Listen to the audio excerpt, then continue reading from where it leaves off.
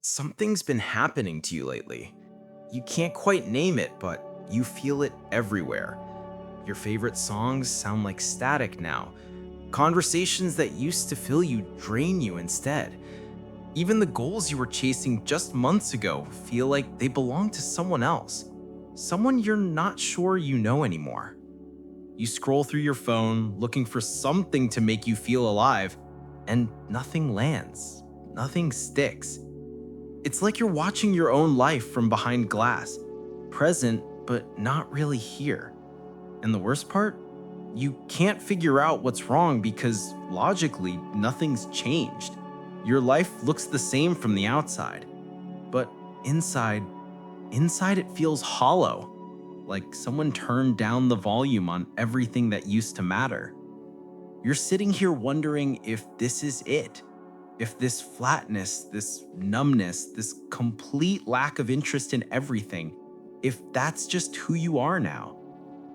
But what if what you're experiencing isn't the beginning of the end? What if this emptiness, this disinterest, this feeling like nothing excites you anymore? What if that's not you falling apart? What if it's you falling into place? Here's what nobody tells you about transformation. It doesn't start with a spark. It starts with an ending. A slow, quiet dissolving of the version of you that no longer fits. And in that process, it feels exactly like losing interest in everything because you are. You're losing interest in the person you used to be, in the life you used to accept, in the dreams you used to chase because you thought you were supposed to, not because they were actually yours. Your soul is cleaning house. And it feels like emptiness because the old furniture is being removed before the new arrives. Let me explain what's really happening. For years, maybe your whole life, you've been operating on borrowed energy, chasing things that look good on paper, maintaining relationships because you felt obligated, pursuing goals because that's what successful people do, forcing yourself to be excited about things that never truly lit you up, but you convinced yourself they should. And your system went along with it.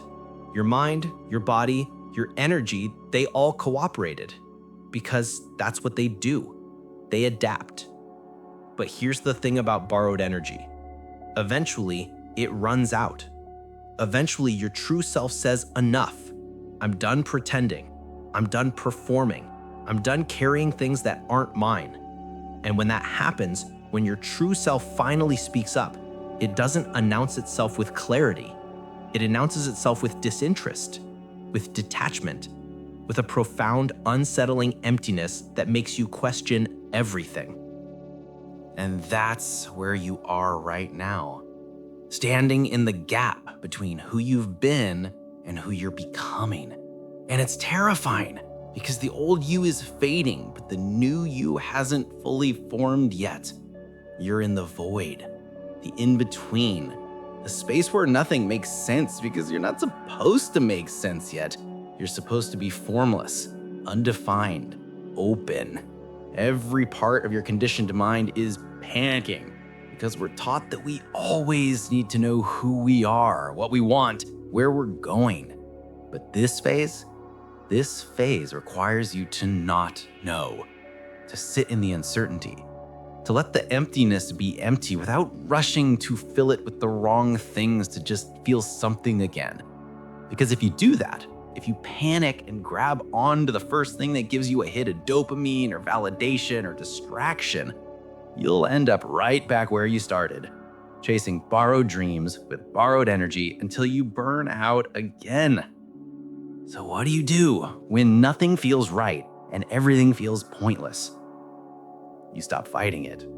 You stop trying to force interest where there isn't any. You stop beating yourself up for not being motivated. You stop comparing yourself to who you were 6 months ago when you had energy and drive and clarity, because that version of you was running on fumes, chasing things that weren't aligned, operating from a frequency that wasn't yours. And your system knew it. Your body knew it. Your soul knew it. They just didn't know how to tell you until now. So they took away your interest. They made everything feel flat So you'd finally stop moving long enough to listen, to feel, to ask yourself the questions you've been avoiding. What do I actually want? Not what I'm supposed to want.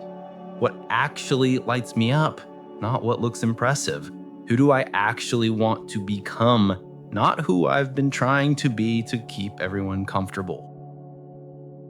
And those questions are terrifying because the answers might not look like what you thought your life would be.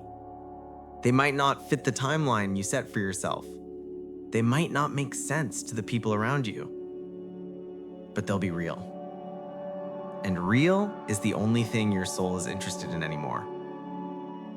That's why the fake stopped working. That's why the surface level connections feel exhausting. That's why the goals that used to drive you now feel meaningless. Because you've outgrown them. You've evolved past the frequency where those things resonate. And now you're in this awkward phase where the old doesn't fit, but the new hasn't arrived yet. And it feels like you're losing yourself. But you're not losing yourself. You're finding yourself for the first time, without the noise, without the performance, without the mask you didn't even realize you were wearing. Here's what's actually happening on a deeper level. Your nervous system is recalibrating. For years, it's been in survival mode, people-pleasing mode, achievement mode, proving mode, always scanning for threats, for approval, for validation that you're doing it right. And that's exhausting. That level of hypervigilance, of constantly trying to measure up, it drains you. So your system finally said, I need a break. And it shut down the reward center. It stopped giving you dopamine hits for things that weren't actually nourishing you. It stopped lighting up when you got likes or praise or external validation. Not because something's broken, but because it's trying to teach you a new way. A way where you don't need constant stimulation, where you don't need external proof that you're on the right path, where you can just be still, quiet, undefined, and find peace in that instead of panic.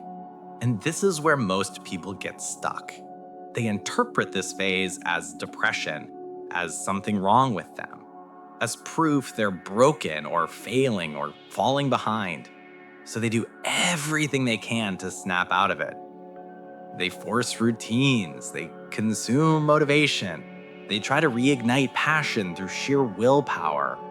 And none of it works because you can't force your way through a recalibration. You can't think your way out of a transformation. You have to let it happen. You have to trust that this emptiness is making space for something better. That this disinterest is your soul's way of protecting you from settling for less than you deserve. That this flatness is actually the most alive you've ever been. You just can't see it yet because you're still in the middle of it. But here's how you'll know it's working. You'll start noticing small shifts. You'll stop forcing conversations with people who drain you. You'll start saying no without guilt. You'll feel less attached to outcomes, less desperate for validation, less worried about what people think. You'll start craving solitude instead of fearing it. You'll stop oversharing and start protecting your energy. You'll feel still, not in a depressed way, but in a grounded way. Like you're finally standing on solid ground after years of chasing mirages. And that stillness, that's not emptiness. That's clarity beginning to take shape. That's your authentic self starting to emerge from underneath all the conditioning, all the expectations, all the borrowed dreams. And when it fully arrives, when you finally step into that new version of yourself, you won't recognize your old life. The things that used to excite you will feel foreign. The people you used to orbit will feel distant. And that's not sad. That's evolution. So if you're in this phase right now, if nothing excites you and everything feels pointless, and you're wondering if you'll ever feel alive again, hear me when I say this. You will. but not in the way you're expecting. You won't go back to who you were. You won't recapture that old spark because that spark was burning fuel that wasn't sustainable. What's coming is different. It's not a spark. It's a steady flame. Not loud, but constant. Not desperate, but sure. And when you feel it, when you finally step into that new frequency, you'll understand why this emptiness was necessary. Why you had to lose interest in everything to discover what actually matters. Why you had to feel nothing to finally feel everything that's real. The truth is, this phase won't last forever. It only feels permanent because you're in it.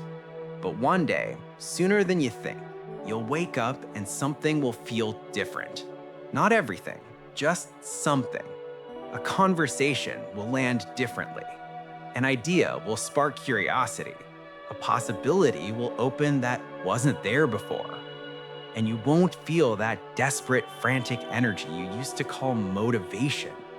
You'll feel calm, certain, aligned. And you'll realize that the emptiness wasn't taking something from you. It was making room. Room for the real you. The one who doesn't need to chase. The one who doesn't need to prove. The one who knows their worth without external validation. That version of you is forming right now. In the silence, in the stillness, in the void you're so afraid of. So stop running from it. Stop trying to escape it. Sit in it. Let it reshape you. Because on the other side of this emptiness is the most authentic version of yourself you've ever been. And when you meet that version, when you finally become them, you'll understand why you had to lose interest in everything else. Because nothing else was ever yours to begin with. There's a quiet that comes after the noise stops. Not the kind that makes you anxious, the kind that makes you aware. You'll notice it in small ways first. The way your breath slows when you're alone. The way certain people's voices no longer pull at you. The way you stop checking for proof that you're doing it right. And in that quiet, something will settle. Not answers, not clarity in the way you expected. Just the knowing, soft but unshakable, that you're exactly where you need to be. The emptiness wasn't the ending. It was the doorway. And you've already walked through. It won't feel like arrival. It'll feel like forgetting how heavy you used to be, how loud your thoughts were, how desperate you felt for things to make sense. One morning you'll wake up and realize you haven't thought about the old version of yourself in weeks. Not because you tried to let go, but because there was nothing left to hold on to. The person you were before the emptiness, they dissolved the moment you stopped resisting it. And the strange part, the part you'll never be able to explain to anyone still standing on the other side, is that you won't miss them. You won't mourn the life you used to accept, or the dreams you used to chase, or the version of yourself you spent so long trying to become. Because now you understand.